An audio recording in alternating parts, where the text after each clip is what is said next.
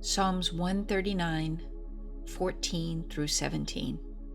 I give thanks to you, for I am awesomely and wondrously made. Marvelously set apart are your works, and my being knows it well.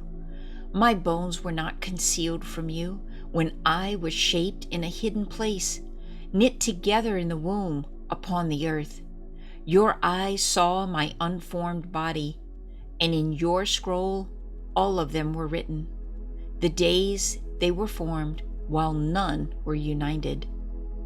And how precious are your thoughts to me, O all! How great has been the sum of them! Now, did you know that every single strand of human instructions is marked with the name of Elohim? How, you ask? Because there are sulfide bonds holding together the two strands that make up the instructions. These bonds occur after the 10th pair of nucleotides, again after the 5th pair, and then 6 pairs later, and again 5 pairs later. The 10th letter of the Hebrew alphabet is Yod. The 5th letter is He. The 6th letter is Ua or Wa. YaHUaH spells YaHUaH. I will say it again. Elohim's name, YaHUaH, YaHUaH, is on every human chromosome. You are made in His image and sealed with the name of your Creator. All of the Creator's instructions in your body are hallmarked, and it is this very sacred hallmark that the enemy desires to obliterate. By putting loaded foreign sequences into the instruction scroll, one can sneak fragments of foreign enemy instructions through the carefully guarded nuclear walls and unload their contents into the scroll of the instructions that Elohim wrote for you. That's like pasting some pages of a counterfeit author's book into the middle of the instruction blueprint that YaHUaH wrote. What is actually happening is that the name of Elohim, written into the bond arrangement and the set-apart scroll, is being erased. The beautiful scroll, engraved by Elohim to create a man in His image, is being sabotaged. And from that moment of rewriting onward, instead of instructions being released from the palace for life, health, and security of the body, the inserted instructions loads up a new false instruction trolley with instructions for the natural factory and the Creator's instructions outside the palace to start manufacturing the enemy instructions. Our natural factory just does what is told. Whatever orders arrive from headquarters are immediately carried out. To put it simply, once the Trojan horse is given access inside of us, every single citadel guarding the scroll signed with the name of the Creator within you is hijacked and forced to issue instructions to manufacture the destructive instructions, which will not only completely corrupt you at some point, but also the people around you. It is a cleverly made attempt on a worldwide scale to throw off the rulership of Elohim over His creation. So who is behind this dastardly plot?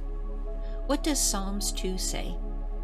In verse 2 of Psalms 2, the sovereigns of the earth take their stand, and the rulers take counsel together against YaHUaH and against His Messiah, and say, let us tear apart their bonds and throw away their chains from us. Is it not the carefully placed Creator's instructions that depict His set-apart name, which are disrupted and broken asunder by the contents of the Trojan horse? The word chains is a both in Hebrew, also means entwined rope or cords. Are not the Creator's instructions entwined like a rope? Perhaps you can now see the plan of the kings of the earth, the rulers who are banding together and arranging themselves against YaHUaH. The plan is to hijack His creation, get rid of His image, remove His signature, and transform the human body into a grossly modified human PC hybrid which can be controlled externally. Sounds like science fiction, but tragically, it is the truth. The Satan hates all who are made in Elohim's image. Every earthen vessel that is intended to become a dwelling place of his spirit, receiving daily communication from the throne room of the heavens.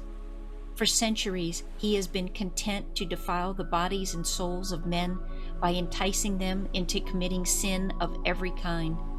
But always, his greatest ambition has been to sit in the place intended only for Elohim, which is inside of our very being.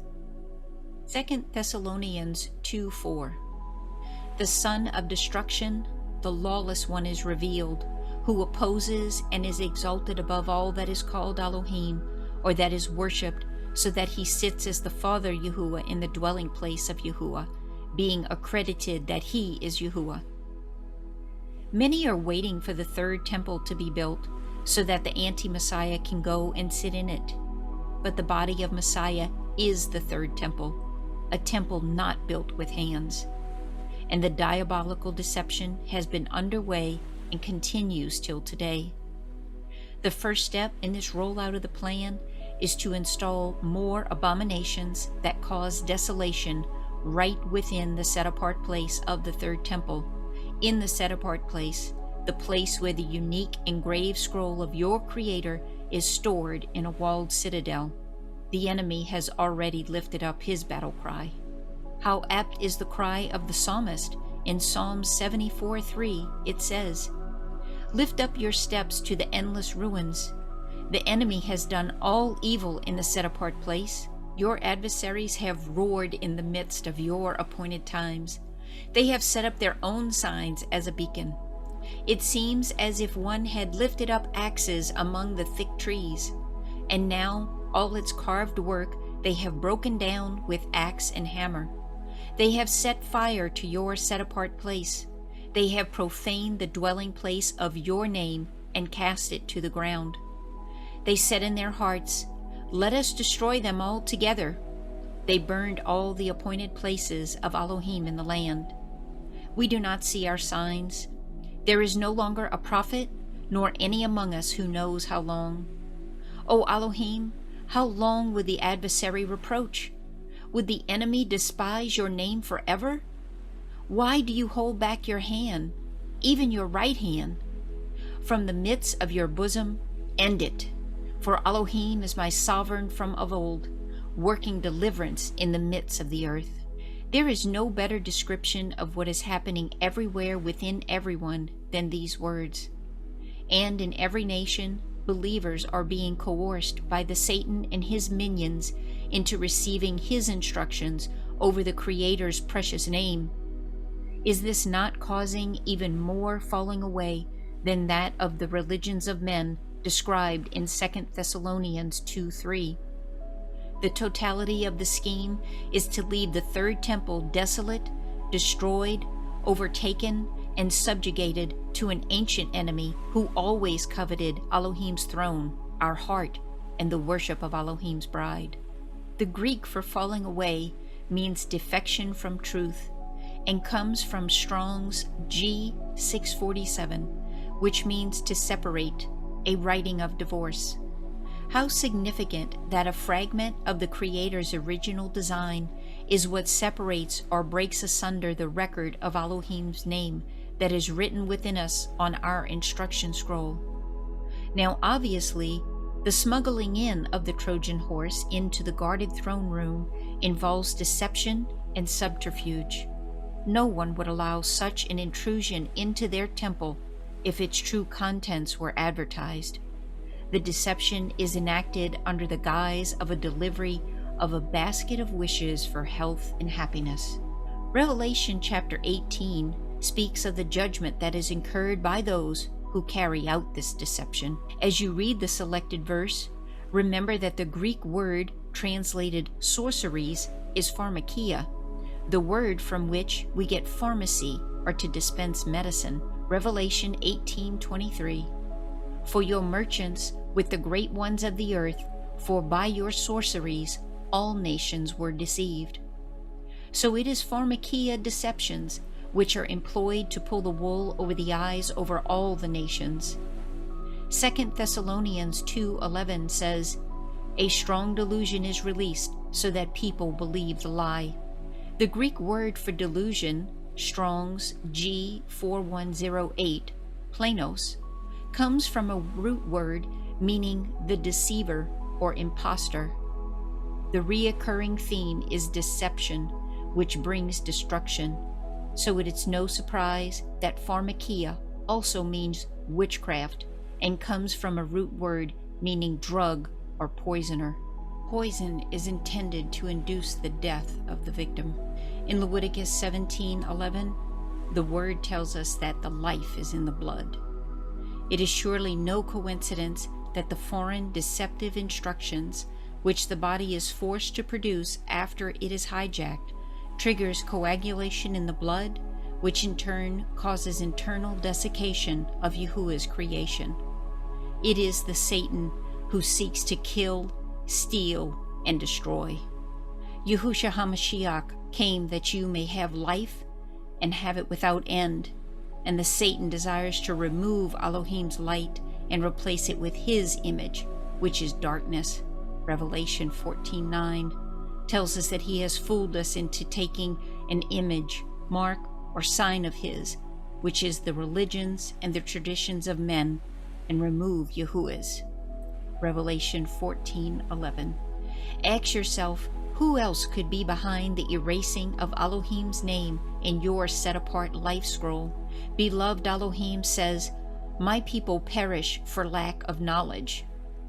Many religious leaders worldwide are urging their congregations to receive Satan's offer. May the sheep wake up and see the age of the precipice before they plunge over it. I would urge you to guard and keep your temple most set apart unto YaHUaH. Do not allow it to be breached. Cherish YaHUAH's name written in the instructions, the scroll of life within you, and take refuge under the shadow of his wings. Do not run back to Babylon for help. Do all that you can to protect your wondrously built natural defenses, and do not allow yourself to be misled.